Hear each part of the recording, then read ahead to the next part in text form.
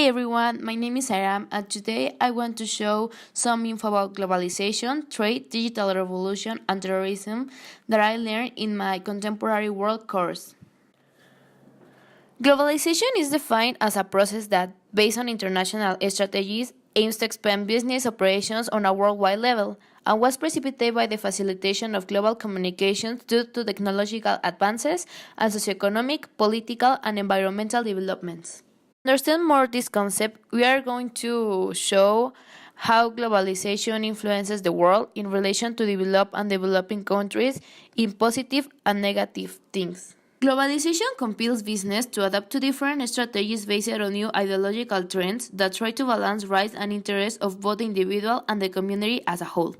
This change enables business to compete worldwide and also signifies a dramatic change for business leaders, labor, and management by accepting the participation of workers and government in developing and implementing company policies and strategies.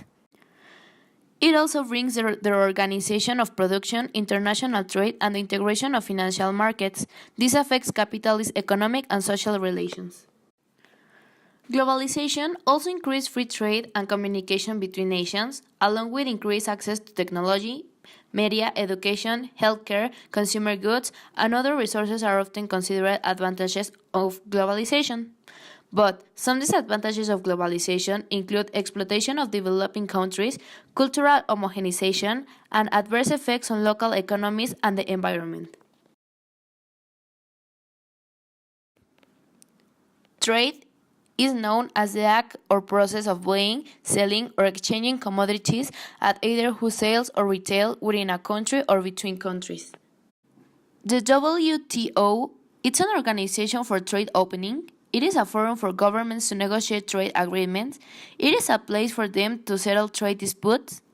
It operates a system of trade rules. It is essential because it's a place where member governments try to sort out the trade problems they face with each other. The WTO agreements or rules cover goods, services, and intellectual property. They spell out the principles of liberalization and the permitted exceptions. They include individual countries, commitments to lower customs tariff and other trade barriers, and to open and keep open services markets. They set producers for settling disputes. These agreements are not static. They are renegotiated from the time to time, and new agreements can be added to the package. Many are now being negotiated under the Doha Development Agenda, launched by WTO trade ministers in Doha, Qatar, in November 2001. This organization is located in Switzerland. It was established on January 1st, 1995. It was created by Uruguay-Round negotiations. It's composed by 164 countries, and the director is called Roberto Acevedo. The digital revolution began between the late 1950s and the 1970s. It is the development of technology from mechanical and analog to digital. During this time, digital computers and digital record keeping became the norm. The introduction of digital technology also changed the way humans communicate, now via computers, cell phones, and the internet. This revolution led way to the information age. Some advantages of digital evolution are that we can communicate with anyone in the world in a matter of minutes, we can share current information through social networks, and we can search for information of any subject. The disadvantages are that the electronic devices cost too much money. As young people, we use social networks to publish information that put us at risk. The humanity is becoming dependent on an electronic device, and the obesity rate has increased because children prefer to play on the cell phone than going out on the street.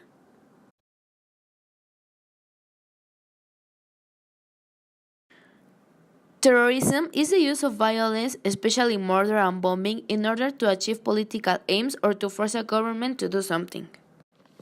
In my opinion, I feel that technology benefits terrorism because on many occasions, young people and even adults spend time publishing things about events, locations, and things that make terrorist work easier and more accurate. Of course, not everything has to be bad. There are times that technology can help in this, as the security cameras help to locate who committed an attack, or even anyone who is under an attack can ask for help with a simple click.